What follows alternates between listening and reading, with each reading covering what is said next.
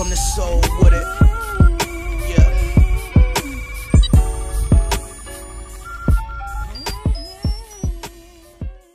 So Nick DePaula, who covers NBA players' shoe deals, was on ESPN radio with George Sedano and Ramona Shelburne discussing Kawhi Leonard's New Balance deal. So George Sedano cut straight to the point, no beating around the bush. He asked Nick the question that everybody wants to know: how does this affect Kawhi Leonard staying around in Toronto? So Nick responded by talking about some of the most irrelevant stuff in the world in the beginning. So if you guys would like to hear that, you could click on the link in the description box. I'm gonna just get straight to the important part. He says Kawhi Leonard is locking in a long-term deal here. You know, he says Kawhi Leonard is all about winning. He doesn't know if it will affect his decision in free agency 2019. He says his deal is not an exorbitant amount that would make him take less to go somewhere else. He says he thinks it's just about him getting the best deal he can get. So that's when Nick says he doesn't think it's going to impact anything on the court, and he's going to look at winning at the end of the day. So George Sedano then asked Nick a really good question. How does he think the market will respond to Kawhi Leonard choosing New Balance? Because like George says, he's a Nike type of guy. Like George Sedano is a Nike type guy, and he's always chose to wear Nike. Whereas so you have like Steph Curry, who chose to sign with Under Armour,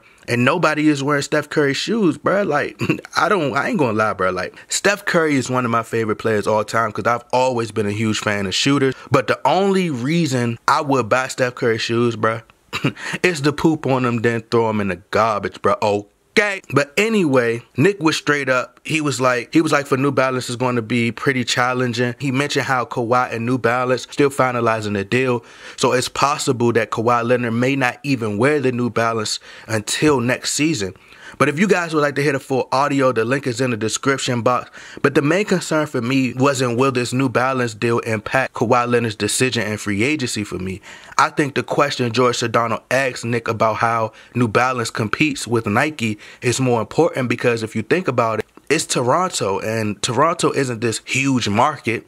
You know, Kawhi Leonard doesn't have much of a personality, so trying to market and promote this shoe, in my opinion, will be very tough. So, and you're trying to sell this shoe is going to be very difficult because you're in Toronto opposed to being in a big market like LA. Now, with that being said, the Lakers have to make a decision, which isn't tough, which isn't a hard one in my opinion, unless you're dumber than a fifth grader. It's been reported that Kawhi Leonard is also focusing on building his brand, making more money. Even LZ said that his sources told him that Kawhi is not just focused on the court things, but he's focused on elevating his brand. And if Kawhi Leonard went to Nike, then it would be much better playing in Toronto because Nike is a global brand and he have more connections and they do a great job at marketing. But the fact that you're not in a big market like LA, New York, Miami, marketing that shoe, it may force Kawhi, or most likely Kawhi Leonard already has every intention on going to LA anyway, which is why the man with the cornrows was at that Dodgers game. I mean, who's the face of the Dodgers right now? None other than Irvin Magic Johnson. You know, the Toronto Raptors are playing well right now, but once the season progresses and other teams build chemistry, I don't think this team going to be like that.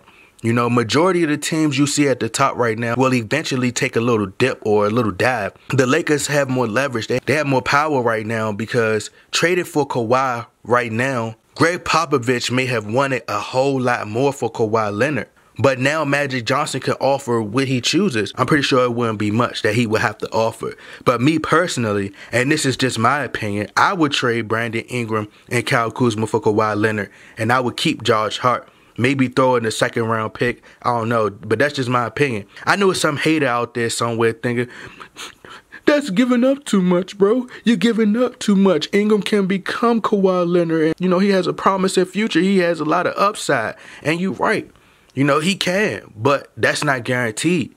But the fact of the matter is, Kawhi Leonard is an NBA champion, former Finals MVP, 2-time Defensive Player of the Year, 3-time first All-NBA defender, All-Defensive Second Team, NBA Steals leader. So his value is way beyond Brandon Ingram at this point because his resume is much better and he's more accomplished as a player. And the Raptors, they have to get enough in return for losing a great player like Kawhi. So that's why I would trade Brandon Ingram and Kyle Kuzma, package them together, and possibly throw in a second-round pick. Now, if you're willing to wait 10 years for Brandon Ingram to become that star that you believe he's going to be, then go ahead and wait, bro. Just make sure you're doing it possibly on another team. But if Kawhi Leonard wants to go, I'm pulling the trigger, no hesitation, easy. You know, with Kawhi Leonard being in Los Angeles, I think that he'll be in a bigger market. Well, I don't think he will be. He'll be in a bigger market to promote his shoe, and New Balance could take full advantage of that big LA market. But I think the Lakers have to try and trade for him by the deadline, because